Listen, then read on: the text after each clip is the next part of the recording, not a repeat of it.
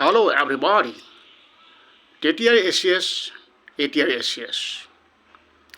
অসমৰ মুখ্যমন্ত্ৰী মাননীয় শ্ৰীযুত শৰৎ সিংহ দেৱ যেতিয়া আছিলে সেই সময়ত আমি ACS পৰীক্ষা দিছিলোঁ।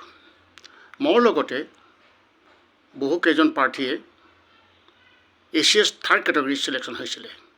I was selected for Inspector of Labor, gazetted post. প্ৰথমবাৰ নহয়, দ্বিতীয়বাৰ নহয়, তৃতীয়বাৰলৈকে মোক মাতিছিলে, কাৰণ মোৰ পোষ্টটো ৰিজাৰ্ভ পোষ্ট আছিলে। তো বৰ্তমান যিটো APSC ACS পৰীক্ষা সম্পৰ্কত যিটো ইমান এটা কৰাপশ্যন, তেতিয়া কৰাপশ্যন নাছিল, সেইখিনি কথাহে মই ক'বলৈ এইখিনি কথা কৈছোঁ যে তেতিয়া কেনেকুৱা নিকা আছিল, এতিয়া কেনেকুৱা এটা বেভিচাৰ হৈ গৈছে। বহুত বেয়া লাগে, বহুত বেয়া লাগে। Thank you.